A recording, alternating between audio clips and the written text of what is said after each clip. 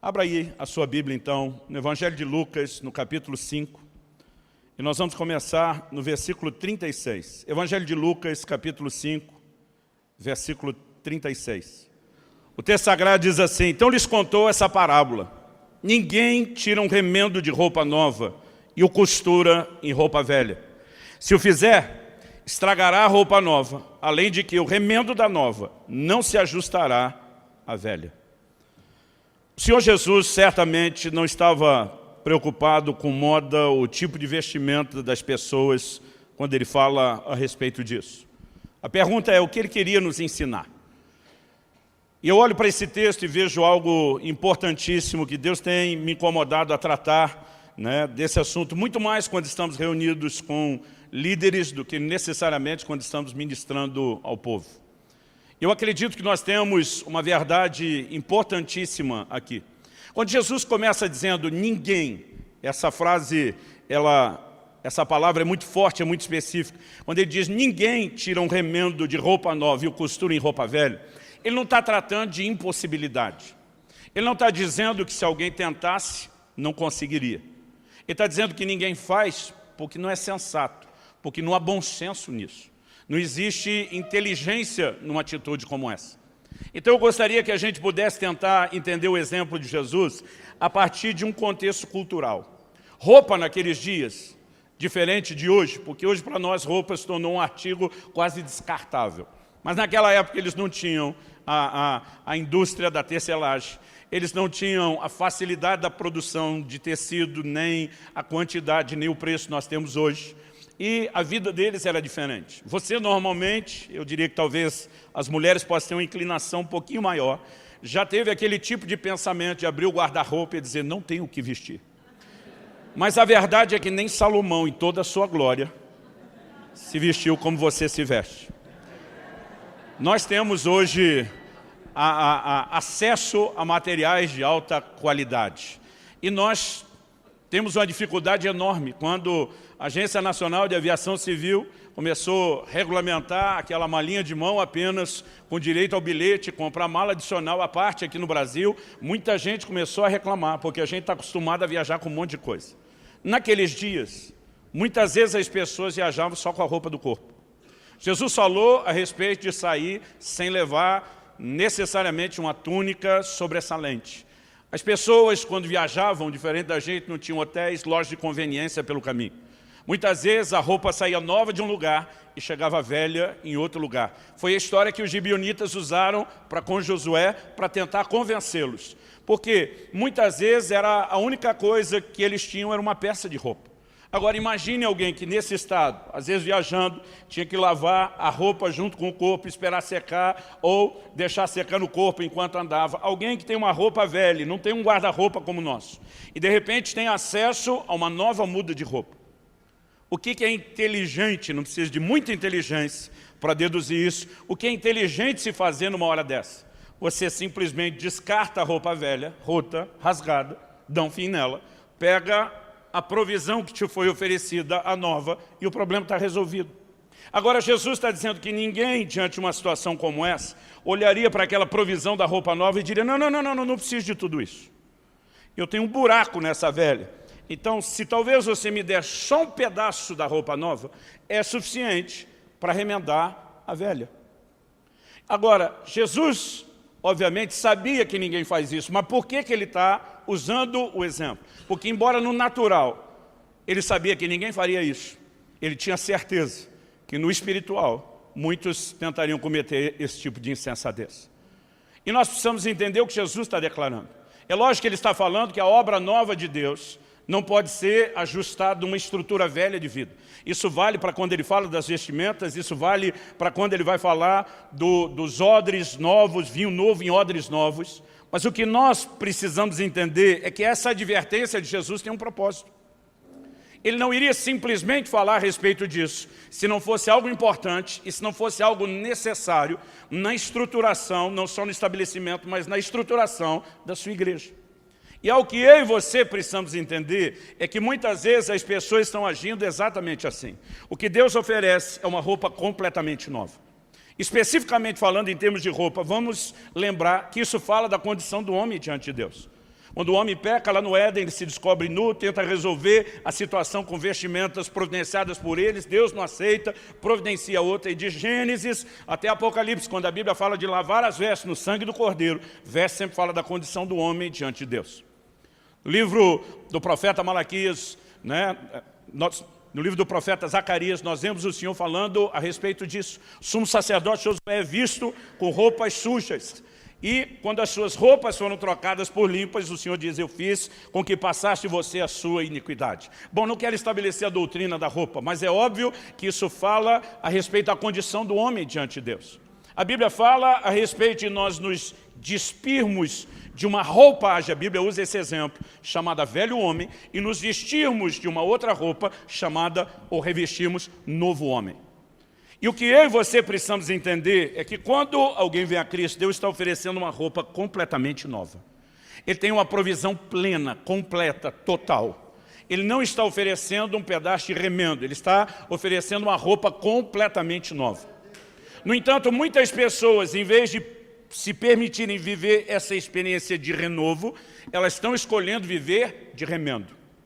O que significa escolher viver de remendo? É quando alguém olha para o todo que Deus está oferecendo e diz, eu não preciso disso tudo. Eu preciso só de uma parte. Agora vamos pensar em como o Evangelho está sendo pregado nos nossos dias, na nossa geração, em especial nesse tempo no Brasil. Nós estamos oferecendo um pacote. Bom, antes de falar do pacote, eu sou de uma época onde a maior parte dos testemunhos que nós ouvíamos nas igrejas eram testemunhos de transformação de vida. A gente ouvia só os montes, quase não ouvia de cura, de libertação, de provisão, como ouvimos hoje. Mas testemunho de transformação eram muitos e intensos. Hoje em dia, graças a Deus, nós temos mais testemunho de cura, de provisão, de libertação do que tínhamos antes. Mas a gente quase não vê mais testemunho de transformação como tínhamos antes. E eu quero perguntar a você, se o Evangelho não muda, por que é que os testemunhos estão mudando? Porque a nossa ênfase está mudando. Nós começamos a valorizar aspectos do que Deus faz, em vez de trabalhar com a visão do todo daquilo que Deus quer fazer. E é lógico que nós vamos ter resposta em cada área que valorizamos, porque se a fé vem por ouvir, naquela área onde você concentra o ensino e a pregação da palavra, você vai gerar fé no coração do povo e vai gerar resposta.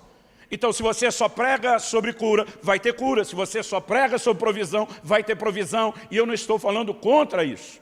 Eu creio que Deus quer nos levar a um lugar e uma dimensão do sobrenatural muito maior, como nunca antes. A questão e o meu ponto a ser discutido tem a ver com ênfase. Porque muitas vezes nós tentamos encher um barril, valorizando uma ou outra ou algumas tábuas. Mas se a gente não fechar ele com todas as tábuas, ele nunca será um barril. Ele nunca vai cumprir a sua função.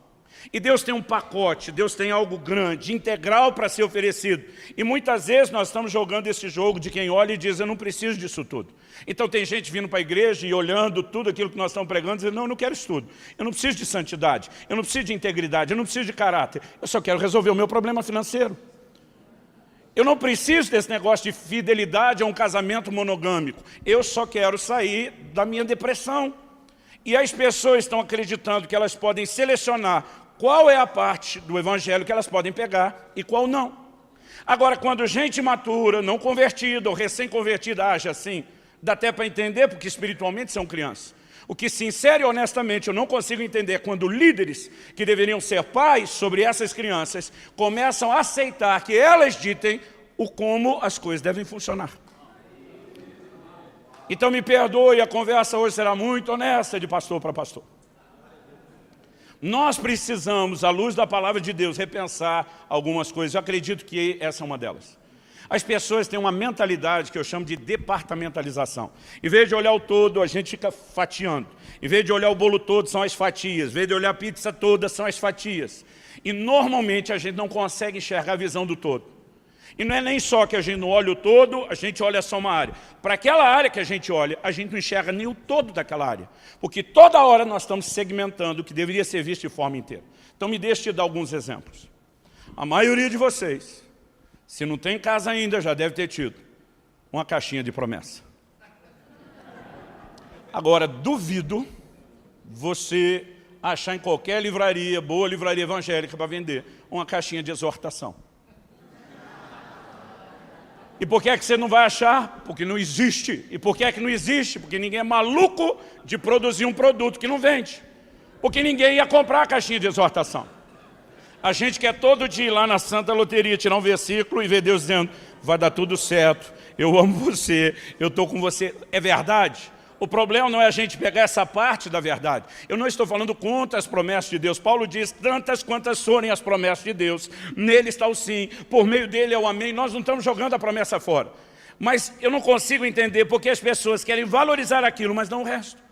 Então, quando alguém está com problema, ele vai a Deus, a tua palavra diz, o Senhor prometeu, a tua palavra é a verdade. Mas só essa parte da Bíblia é verdade? Em Josué 23, de 14 a 16, Josué se levanta diante de uma geração para dizer tudo quanto Deus falou pela boca de Moisés, seu servo, vai se cumprir. Ele diz, para o bem ou para o mal? O que ele está dizendo? Quando Deus fez boas promessas, é verdade, mas quando Ele fez ameaças, também é verdade. Quando Deus disse que ia fazer algo bom, introduzi-los na terra, era verdade, mas quando Ele disse que se vocês pecassem, seriam julgados, também é verdade. Em outras palavras, Ele está dizendo, a palavra de Deus é a verdade, toda ela, não só a parte que você quer. Mas nós olhamos para uma geração que quer ser seletiva a respeito de que parte da palavra ela quer acreditar. Vamos dar um outro exemplo, vamos mudar do nosso relacionamento com a palavra para a oração. Na cabeça da maioria dos crentes, oração é algo mais ou menos assim, é o meio através do qual eu consigo de Deus tudo aquilo que eu quero. Tem verdade nisso? Claro que tem. Eu posso te dar muitos testemunhos de coisas que eu desejei, orei e vi Deus fazer. E a gente fica empolgado com isso, não tem como não ficar. O problema é reduzir todo o conceito de oração só a isso. Porque se por um lado a oração é o meio através do qual eu posso alcançar de Deus algo que eu quero, por outro lado a oração também é o meio através do qual Deus quer conseguir de nós o que Ele quer. Não é o exemplo que Jesus nos dá quando no Getsêmani Ele dobra os joelhos para dizer, Pai, seja feita não a minha, mas a sua vontade. Oração deveria ser parte de um ambiente de rendição, onde nós nos curvamos à vontade de Deus, e não só Deus se curve a nossa. Então é lógico que nós não vamos parar de dizer que Deus prometeu fazer coisas que a gente lhe pedisse, mas nós não podemos, em nome disso, anular outra parte de rendição que nós não queremos. E a conversa sobre rendição, ela está se tornando mínima e quase nula na nova geração. Eu olho para isso e a minha preocupação não é apenas onde eu e você estamos agora. A pergunta a ser feita é, para onde nós estamos indo? A mentalidade de departamentalização nos afeta o tempo todo. Pela graça de Deus, eu tenho rodado bastante o Brasil e mesmo fora dele. Muitas vezes ministrando em eventos de liderança. Quando eu chego e começo a conversar com alguém que vai participar do evento, volta e meia, falando de eventos para pastores, principalmente. A pergunta mais comum que me fazem, que denominação é a sua? Eu entendo a pergunta. Aquele camarada está tentando localizar meu código básico de crença. Mas eu gosto de dar uma resposta que deixa o camarada ainda mais confuso. Eu normalmente, quando me perguntam isso, eu respondo, depende. Eles me olham e dizem, como assim depende? Eu digo, depende da doutrina que você quiser conversar. Minha denominação muda. Eu digo, se você quiser conversar sobre salvação, sobre evangelismo, eu estou com o velho e antigo exército da salvação, dos primeiros grupos a voltar a dizer, saiam pelos becos e valados, vão buscar as pessoas lá onde eles estão. Mas se você quiser conversar a respeito de batismo, eu estou lá com os anabatistas e depois deles os batistas. Se você quiser conversar sobre santidade, eu estou com os wesleyanos. Se você quiser conversar sobre os dons do Espírito, eu estou com os pentecostais e os carismáticos. E a minha lista vai variar de acordo com o assunto. Por quê? Cada uma dessas denominações nasceram depois de um longo período de trevas, quando a igreja se distanciou do padrão de Deus, resgatando e restaurando verdades. E é o que nós não podemos perder, gente. Essa tônica eu comecei a ouvir no meio desses homens de Deus, desde que eu tinha 18, 19 anos de idade. Haverá uma restauração em níveis nunca imagináveis para o tempo do fim. Deus está restaurando a sua igreja. Não importa se nós já celebramos 502 anos de reforma protestante. Já houve reforma, mas tem mais coisas para reformar. Já houve restauração, mas tem mais coisas para restaurar. Em Atos 3... de 19 a 21, a palavra de Deus diz assim, arrependam-se, pois, e voltem-se para Deus, para que os seus pecados sejam cancelados, e que venham os tempos de descanso, dependendo da versão, refrigério, da parte do Senhor. E envie-lhe o Cristo, o qual lhes foi designado Jesus. Esse envie-lhe o Cristo, é lógico que ele está falando da segunda vinda de Cristo, e não a primeira. na primeira, o Senhor Jesus já veio, já tinha sido assunto aos céus. Então preste atenção, antes de você ter medo da gente discutir o assunto escatológico, eu não vou fazer isso aqui. Agora, independente da sua cronologia escatológica, algo que não dá para negar é que a Bíblia diz assim, é necessário que ele permaneça no céu. Outras versões dizem que os céus o contenham, segurem, retenham, até que chegue o tempo da restauração de todas as coisas, como falou Deus pela boca dos seus santos servos, os profetas. Então, independente da sua cronologia escatológica, uma coisa é certa, antes de Jesus vir, haverá o tempo da restauração de todas as coisas. O tempo do fim será um tempo de restauração, não a restauração que eu e você queremos inventar, aquilo que ele já falou pela boca dos seus servos, os profetas. Agora, Deus começou a restaurar a igreja e de repente levanta um grupo como os luteranos e começa a professar a salvação pela fé. O problema é que cada um desses grupos cristalizou em torno da revelação deles. E eles pararam, e aí Deus vem e levanta um outro grupo, e eles resgatam o batismo, mas eles cristalizam em torno daquilo. Aí vem um outro grupo e levanta a revelação da santidade, mas cristaliza em torno daquilo. Aí vem outro grupo e levanta a revelação dos dons espirituais, mas cristaliza só em torno daquilo. Nós estamos o tempo todo olhando partes, empolgados com partes. Nossa igreja tem um modelo específico de célula e discipulado que nós trabalhamos. Um dia eu recebi a visita de um pastor que trabalha com o mesmo modelo. Ele começou a olhar nosso templo, a igreja, o lugar todo. Ele falou para mim, achei que você estava no modelo tal. Falei, estamos. Ele falou, não vi nenhum banner. Falei, e daí? Ele falou, você está ou não está no modelo? Você acredita ou não acredita? Eu falei, acredito. Acredito na cruz, não tem uma cruz pendurada. Acredito no batismo do Espírito Santo, não tem pomba ou chama. Acredito no batismo nas águas, não tem um banner para isso. Se a gente for botar banner de tudo que acredita, o problema é que às vezes a gente quer acreditar numa coisa como se ela fosse maior do que todas as outras. E a gente começa a valorizar partes em vez de valorizar o todo. Agora, aonde isso vai nos levar? É a pergunta que eu e você temos que fazer. Quando eu olho o Senhor Jesus falando a respeito disso, há de fato um grande temor no meu coração.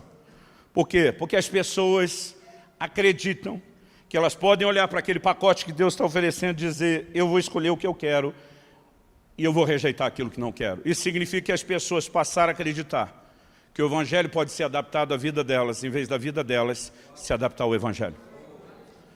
Então, o primeiro ponto importante é a gente mexer nessa mentalidade de departamentalização. Porque as pessoas tendem a ter a visão micro e não macro. Elas têm uma dificuldade enorme de enxergar o todo, entender o processo e que nós estamos trabalhando uma coisa só. E elas normalmente são atrás de pedaços. A maioria de nós, os pastores, vamos a uma conferência e nós não estamos procurando ter uma visão integral da igreja. A gente está olhando aquele negócio dizendo, tem um buraco, um remendo aqui, o que é que tem ali que dá para pegar? E esse tipo de mentalidade está nos impedindo de construir o que Deus espera que de fato a gente construa. Quem está entendendo, diga amém. Agora, eu olho para os versículos seguintes de Lucas. Nós lemos aí o versículo 36 de Lucas 5. Eu quero ler o 37 e o 38.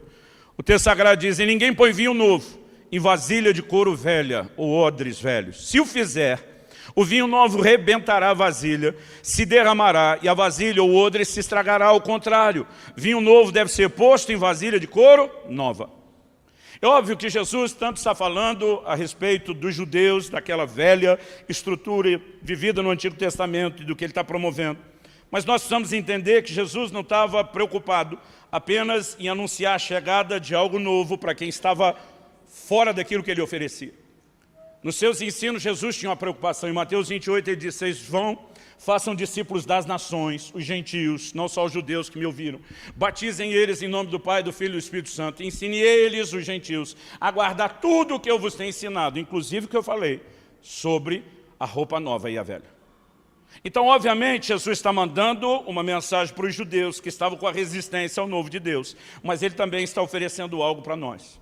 E quando eu vejo Jesus falando desse vinho novo, sendo colocado em odres velhos, e eu creio que você entende muito bem o significado da ponta, a gente não precisa gastar tempo falando isso. No Velho Testamento, eles tinham palavras distintas para falar do vinho novo e do vinho velho. Normalmente, quando você lê a respeito do mosto, está falando do vinho novo, ou o vinho ainda não fermentado. Quando você lê a respeito do vinho, no Velho Testamento, está falando daquele que já foi fermentado. No grego, eles não tinham palavras distintas, então eles tinham que usar mesmo para especificar novo ou velho. Isso significava não fermentado ou fermentado. Colocar o vinho novo, que ainda ia passar pela fermentação, numa vasilha, num odre de couro velho. O odre era uma espécie de cantil feito com o couro do animal. Se aquele couro fosse velho, já usado, ressecado, quebradiço, a hora que a fermentação começasse, ele não ia suportar a pressão e ele iria arrebentar. Isso significaria o quê? Jesus diz, vai perder tanto o odre, como também vai perder o vinho. Agora, antes de continuar falando sobre o versículo, eu queria que a gente discutisse uma estatística. De acordo com o último censo, há 9 anos atrás, nós éramos 40 milhões de evangélicos. Ainda não temos os dados atuais do governo, mas os mais conservadores no nosso meio estão dizendo que nós somos 50 milhões de evangélicos na nação. Os mais empolgados estão dizendo que nós passamos a casa dos 60 milhões. Vamos pensar só na estimativa conservadora. Eu creio num futuro extraordinário de visitação de Deus na nossa nação. A reportagem da revista Veja, se não me engano, na virada de 2016 para 2017, matéria de capa, dizia o seguinte, em no máximo até 2040, o Brasil será uma nação predominantemente evangélica. Agora, gente, presta atenção, isso não é profecia, isso é estatística. É gente que nem gosta de nós, falando bem a nosso respeito. Agora, o que eu não entendo é os ímpios que não gostam de nós, olhando e projetando a pior curva gráfica, estão dizendo, e no máximo 2040 eles tomaram conta da nação. E nós, os pastores, reclamando que é difícil, que não dá, que a igreja não consegue. Não era a gente que tinha que estar acreditando na igreja e no crescimento dela? Agora, o ponto onde eu quero tratar não é só os números do nosso crescimento. Uma estatística vem se mantendo de pé desde que nós éramos cerca de 30 milhões. Para cada um crente firme nas nossas igrejas, nós temos em média um desviado do lado de fora.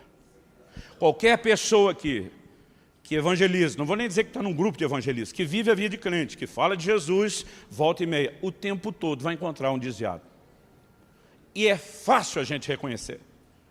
Eu estava esses dias, depois de um evento, num restaurante com os pastores, estávamos falando das coisas de Deus, e eu vi que o garçom, depois de ter oferecido, foi sendo lentamente, parou a certa distância e não ia, o jeito que ele olhava, a gente não precisou nem de revelação. A gente sacou aquilo na hora. Era um desviado e o coração estava apertado. O coração estava cheio de saudade. Nós chamamos ele de volta, ele constatou, gastamos um tempinho falando com ele, orando com ele. O tempo todo você vai esbarrar em gente que teve uma experiência com Deus e não está mais no nosso meio. O que me faz acreditar que o maior desafio da igreja brasileira não é apenas o evangelismo.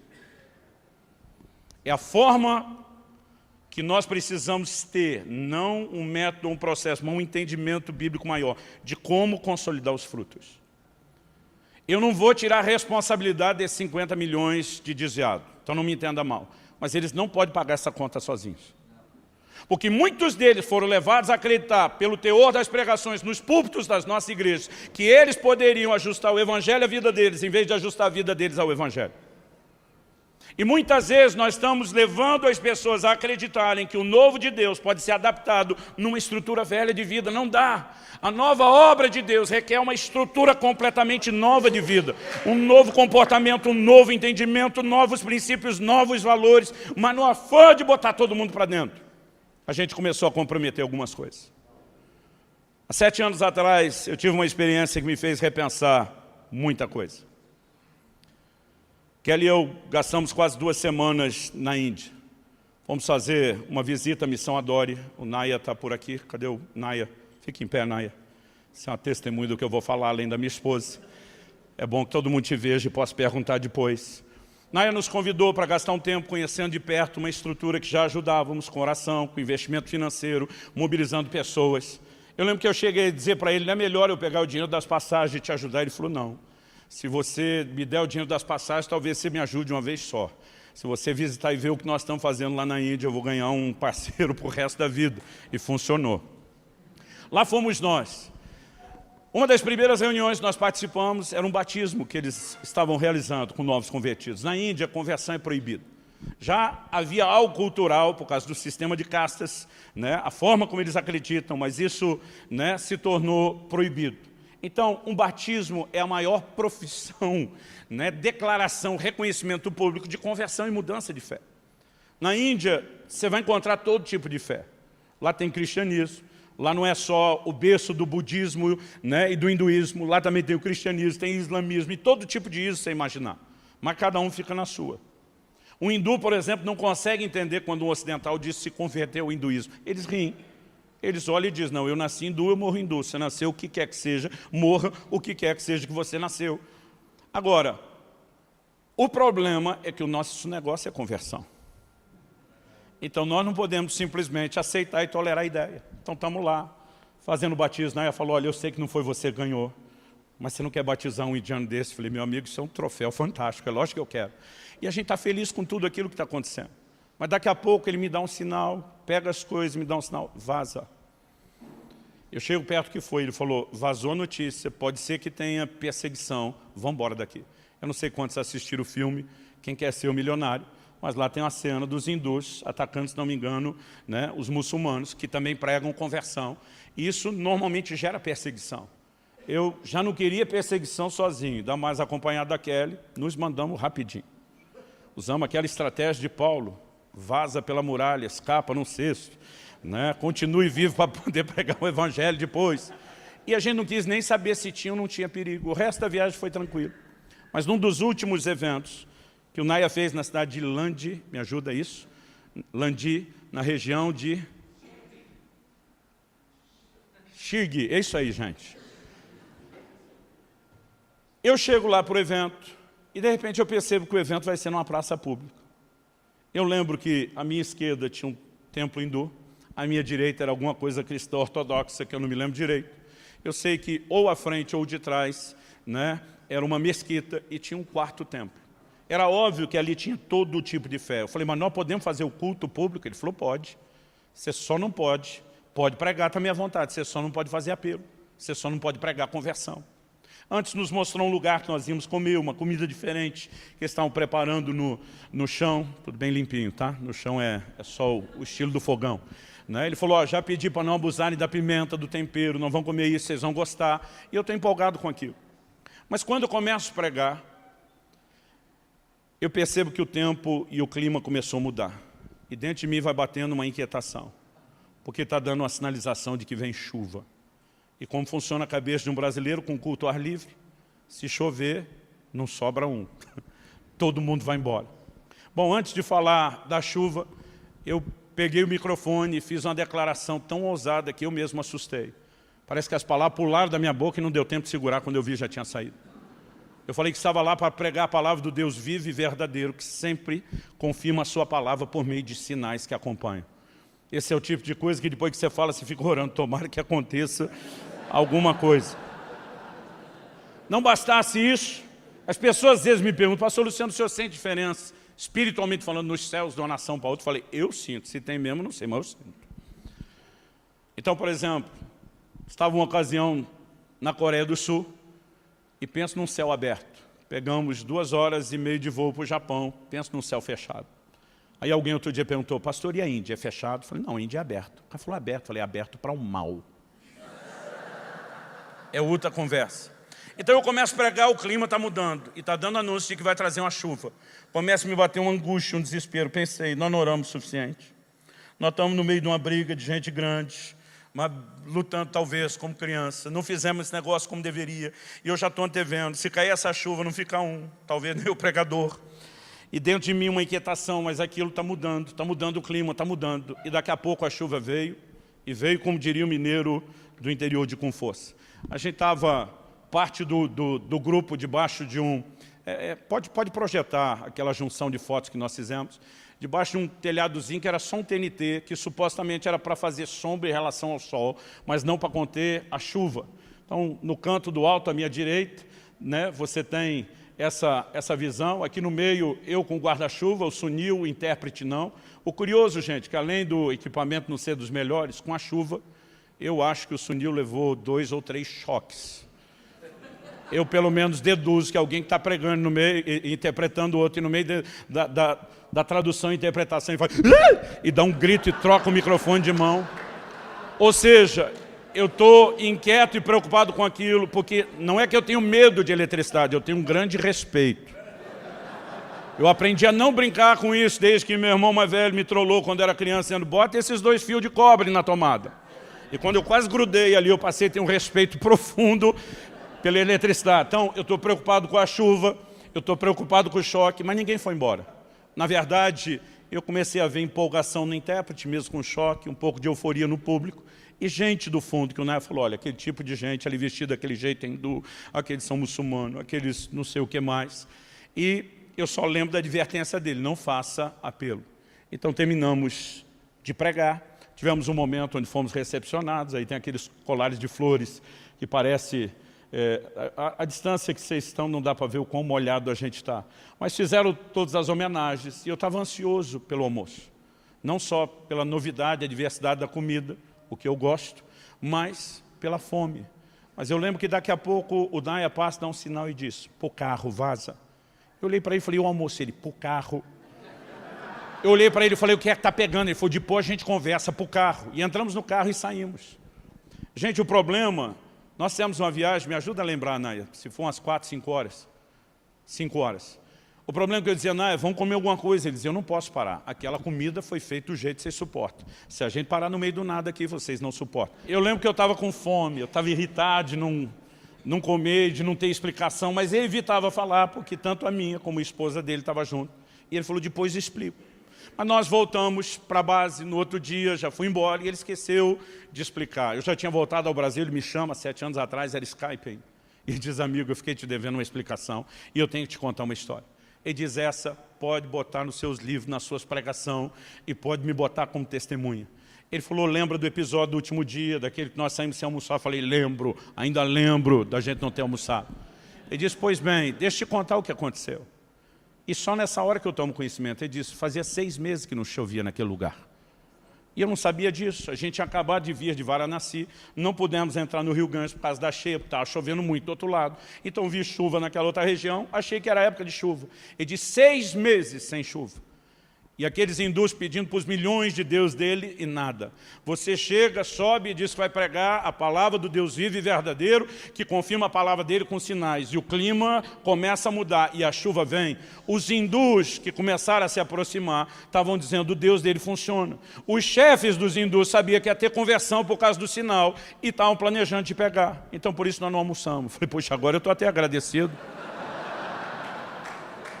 Mas naquela hora, ao mesmo tempo que eu estava empolgado com aquilo que Deus tinha feito, o meu coração também estava pesaroso de imaginar o que é viver a realidade, de pregar o evangelho o tempo todo, olhando por cima do ombro, preocupado com o que pode acontecer não só com você, mas com a sua família.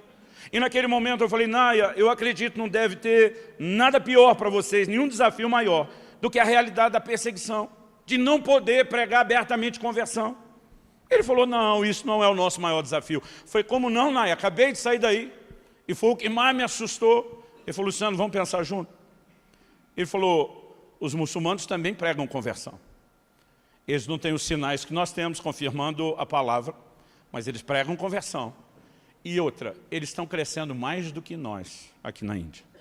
Se fosse um problema para nós, que ainda temos suporte sobrenatural, tinha que ser um problema maior para eles. Se não está sendo um problema para eles, por que é que teria que ser um problema para nós? E de repente foi um choque para mim. Eu falei, eu nunca pensei nisso. Eu falei, se a perseguição não é o maior desafio de vocês, qual é? E eu ainda me lembro da resposta que o Naya me deu há 7 anos atrás. Ele falou, a forma como a nossa geração resolveu pregar o evangelho. Ele diz, quando alguém se converte ao islamismo, ele jamais vai pensar em adaptar o islamismo à vida dele. Ele é que tem que ajustar a sua vida ao islamismo. Senão ele está morto. Na maioria dos casos, literalmente morto. Porque você não vai encontrar uma versão light do islamismo. As diferenças que você vai encontrar são os níveis de radicalidade. Radical, mega turbo radical, mega turbo nitro radical. Mas são só variações de radicalidade. Então, se um camarada abraçou a fé e ele tentar ajustar algo do Corão, ele está morto. Então, ou ele entra para ajustar toda a sua vida ao Corão, ou ele não entra. Então, nós do outro lado diz, o problema é que nós, no afã de botar todo mundo para dentro, porque queremos salvação, nós começamos a levar as pessoas a acreditar e forçá-las entrando, levando elas a acreditar que elas poderiam ajustar o evangelho à vida delas, em vez de ajustar a vida delas ao evangelho. Agora eu quero que você pense comigo, porque a história nos ensina. Já aconteceu na Europa antes, que foi um continente cristão que impactou o mundo e hoje é considerado um continente pós-cristão. Isso já tem dado sinais na América, lá do topo do norte até aqui embaixo no sul. E muitas vezes, apesar de todas as evidências ao longo da história e dos princípios, nós estamos trabalhando, olhando só hoje, e nós não estamos enxergando a abertura desse ângulo. A pergunta que eu e você precisamos fazer é: qual evangelho a próxima geração vai lhe dar, se nós não começarmos a corrigir essas coisas sérias que estão sendo ignoradas? Gente, eu creio, a igreja nasceu debaixo de uma palavra de vitória. Eu não vim aqui ser pessimista. Quando Jesus fala que o primeiro grupo de lavradores não entregou os frutos, ele olha para o segundo e diz: esses vão entregar os frutos. A igreja vai cumprir o seu papel, ela vai cumprir o seu propósito. Agora a pergunta é: a minha, a sua geração vai ter feito isso bem? Ou nós vamos ter que deixar tudo isso passar e esperar que Deus levante alguém que entenda o que Ele queria para fazer o que Ele esperava?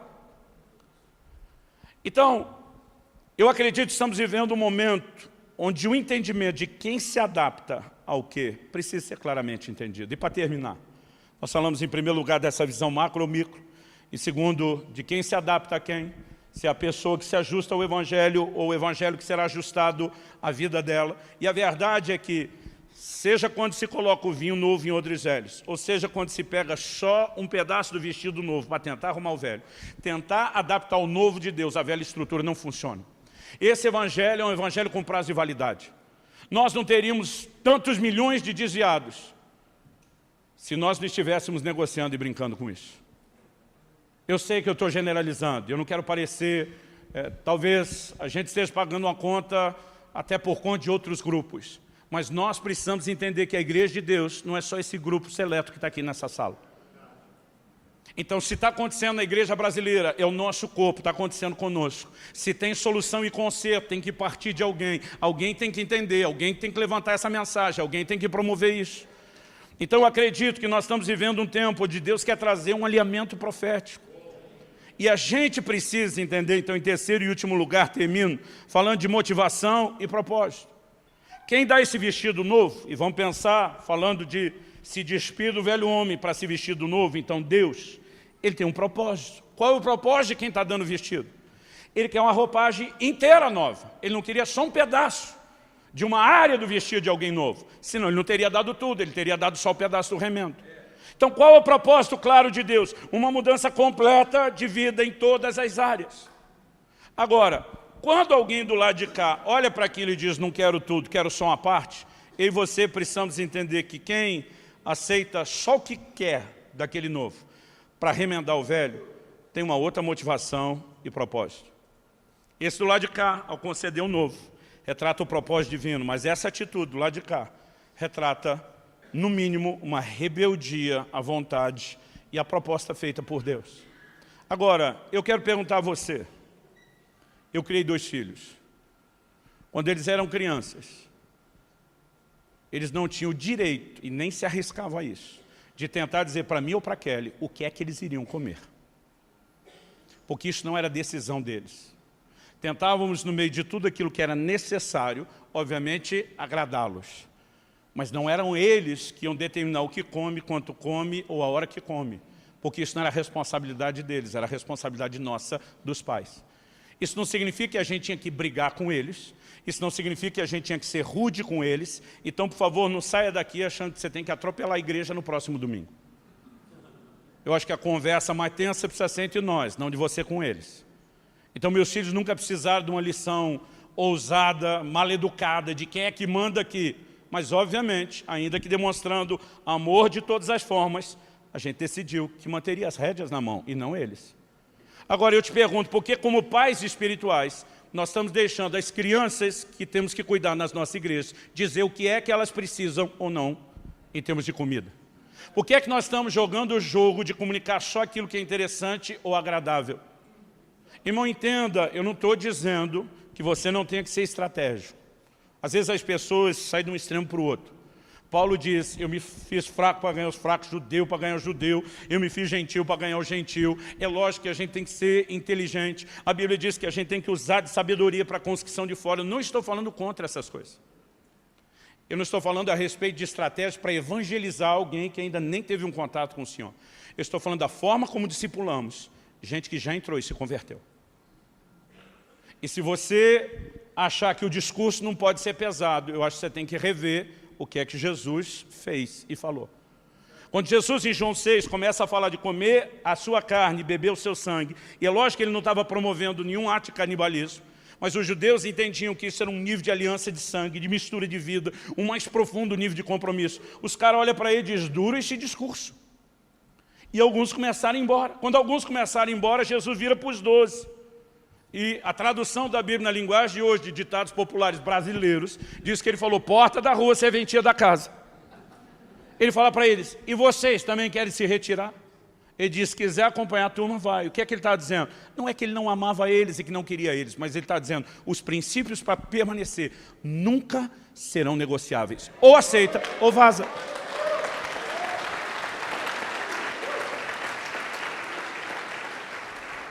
Em 2 Timóteo, capítulo 4, se puder projetar esse texto, do versículo 1 ao 4, porque às vezes a gente esquece que essas advertências estão na Bíblia há muito tempo. Paulo diz ao seu discípulo Timóteo, na presença de Deus e de Cristo Jesus, que há de julgar os vivos e os mortos, por sua manifestação e por seu reino, eu o exorto solenemente. Só um pouquinho, gente, no primeiro versículo já apelou. Ok? Na presença de Deus e Cristo Jesus, que há de julgar vivos e mortos, por sua manifestação e seu reino, eu exorto solenemente. Então o assunto é sério. Verso 2. Pregue a palavra. Se não for pedir muito, fala para um vizinho perto de você, fala, pregue a palavra. Só mais uma vez para outro vizinho, para não fazer acepção de pessoas. Fala, pregue a palavra. Irmão, olhe para cá. A palavra precisa voltar a ser pregada. Eu não estou falando de técnica, eu estou falando de conteúdo. Use a estratégia que Deus te der. Mude a roupa, mude a embalagem, mas não mude o conteúdo.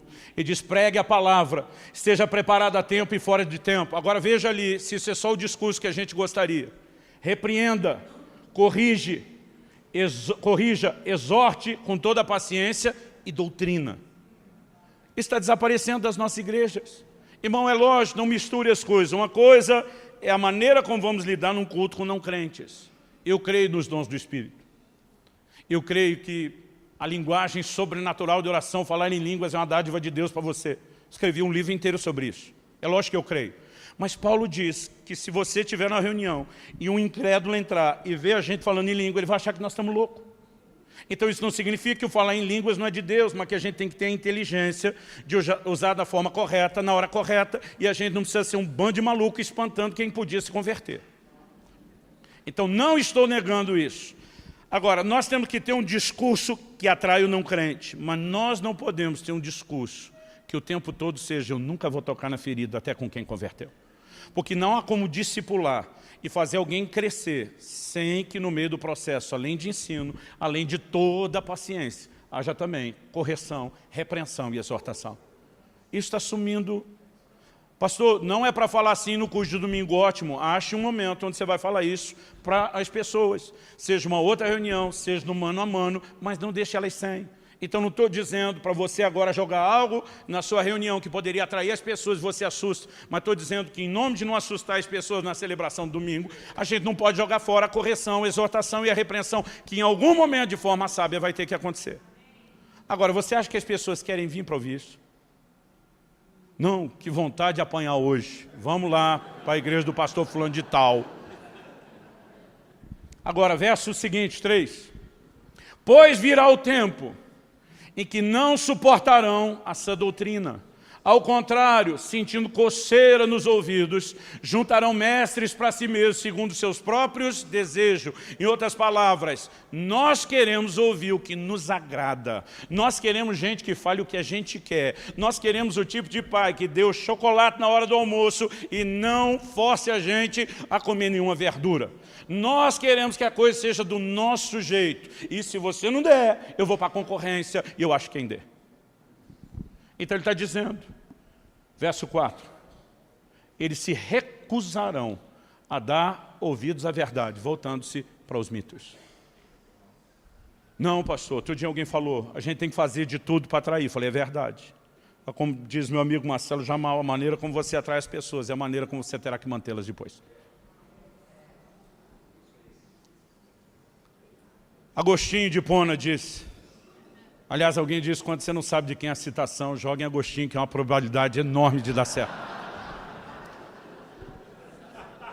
Santo Agostinho para alguns, Agostinho de Hipona para outros de nós, que não gostamos de chamá-lo de santo, diz, se você crê somente naquilo que gosta no Evangelho e rejeita o que não gosta, não é no Evangelho que você crê, mas sim em si mesmo. Se você crê somente naquilo que gosta no Evangelho e rejeita o que não gosta, não é no Evangelho que você crê, mas sim em si mesmo. Se Jesus está fazendo advertências, se os apóstolos estão fazendo advertências, se os pais da igreja estavam fazendo advertências, gente, o problema não é de hoje, é da natureza humana. No entanto, há uma advertência profética. Haverá um tempo, e ele está dizendo, onde as coisas vão se intensificar. E talvez a realidade do momento que vivemos seja ainda mais delicada no sentido do que jamais foi na história da igreja. E nós precisamos voltar a ser um povo comprometido com a palavra.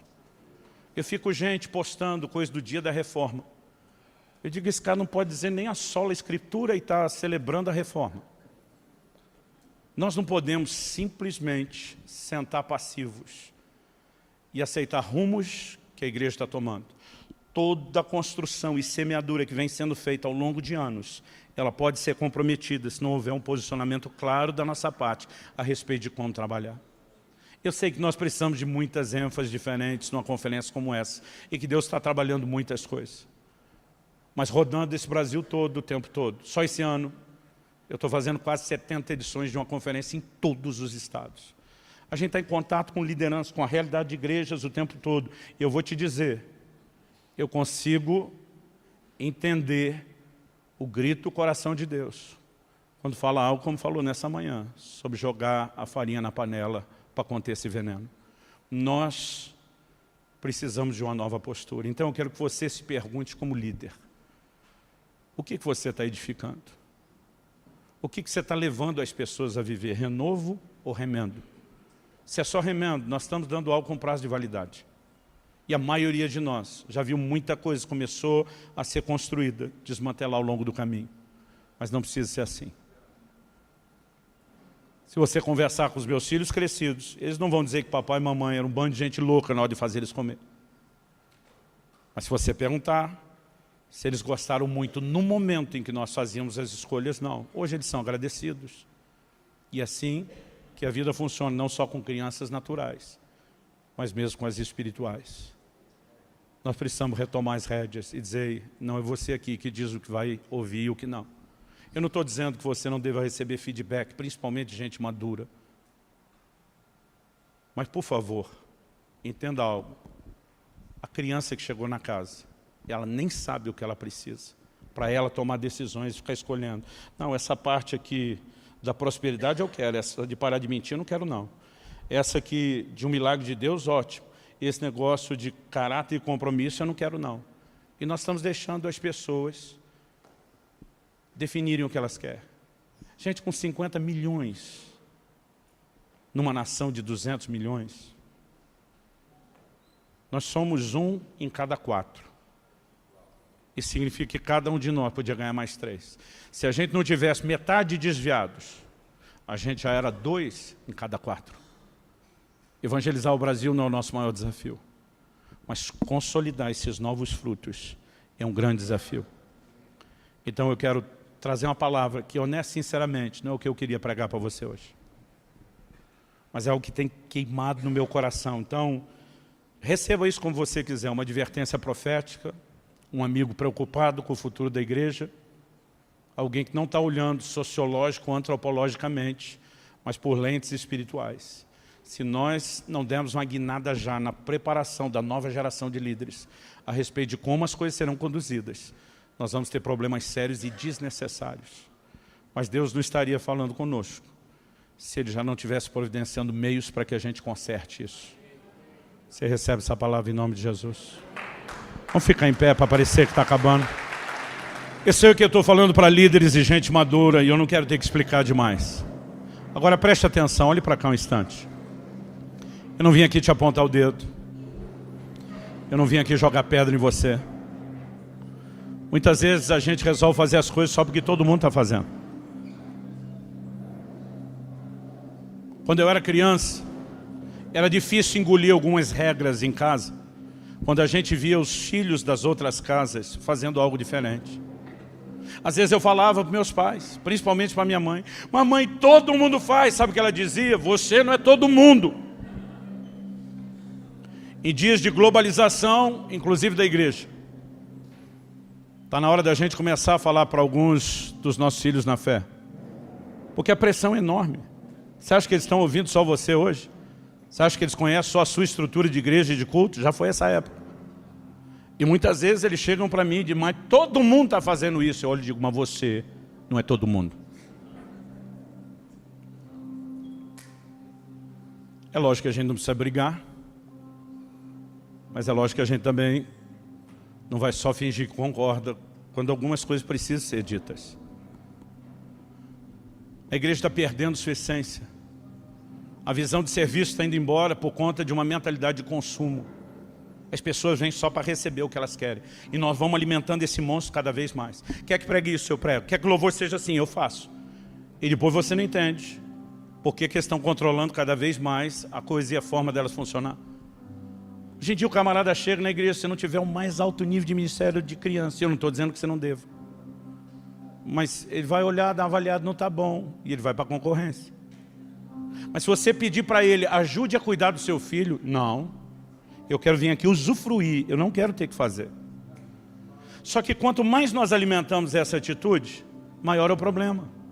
Anos atrás um falou para mim na nossa igreja no fim do culto: não gostei da música que cantaram hoje. Falei: por acaso foi para você que nós cantamos? Agora o louvor não é mais para Deus. Daqui uns dias vão estar ligando para os líderes de louvor, que nem era na época da rádio: dá para cantar música tal, dedicar para fulano de tal?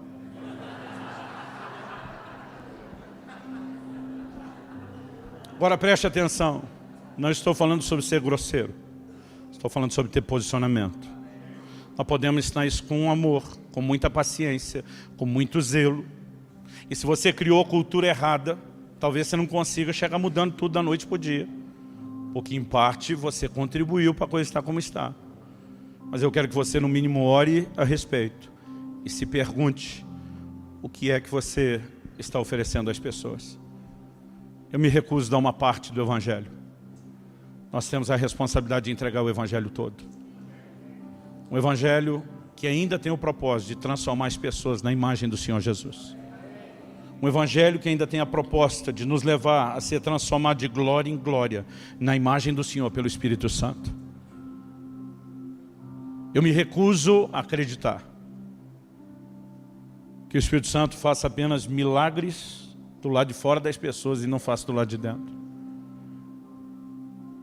E muitas vezes nós limitamos a fé a isso. Eu gostei de quando o Jonathan voltou a lembrar a gente: Deus muda as pessoas. Muitas vezes nós estamos tentando só domá-las, acreditando que não existe mais transformação em níveis profundos. Mas a gente precisa voltar à velha e antiga fórmula: não ofereça remendo, ofereça renovo. Pai, nós pedimos graça.